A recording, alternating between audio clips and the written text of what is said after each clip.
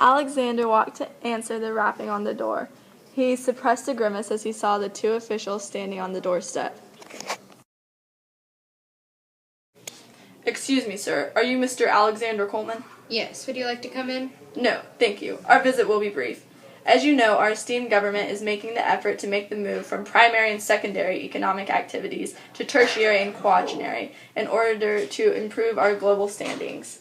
As this is the case, the government is requiring that all farmers, such as yourself, turn over their farmland to the government and pursue a new profession.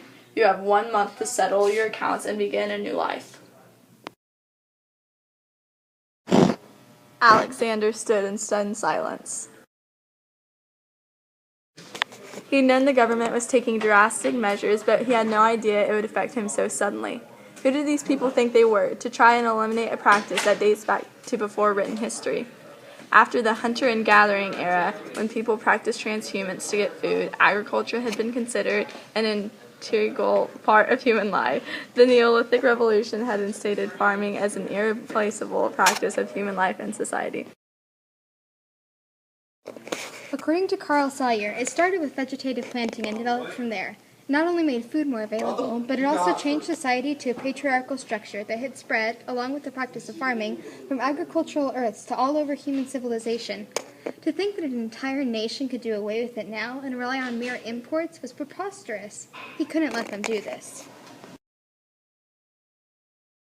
But, sir, this land has been in my family since we first settled this area. My family implemented terracing and irrigation to make it easier to produce more crops with less work. They planted the new crops brought over as part of the Columbian Exchange. They even provided the food for the soldiers that fought to free our country. You can't take it from me now. It's part of my heritage. I'm sorry, Mr. Coleman, but the government does not believe that the small amount of food you produce on this land is worth the good that you could do in other professions.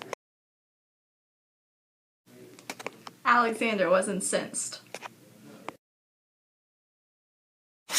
These people did not know the effort he had put into this land. They did not understand the years of difficult work that he had done in order to provide food for the citizens of this country, and he was not going to stand by and let them take that away from him. No, I'm sorry. I'm sorry that you know so little about the farming that sustains your existence. Ever since the Second Agricultural Revolution, my crop yields have almost tripled. When the farmers in Europe used enclosure and improved crop rotation, I implemented crop rotation. When Jethro Tull created the seed drill, I started using Jethro Tull's seed drill. I have done everything in my power to produce the most food that I could, and I know this land better than anyone else. You need my food. You need the work that I do, and any work that I do in a more profitable profession will never come close to the good that I do right now with this land. So no, I will not give you my land, and I will not move to a new profession. I will stay right here and provide the nourishment that allows our country to function. I'm sorry, sir, but we have our orders. If you have a problem, you can take it up with our superiors. Good day, Mr. Coleman. They walked away, but Alexander knew that this battle was far from over.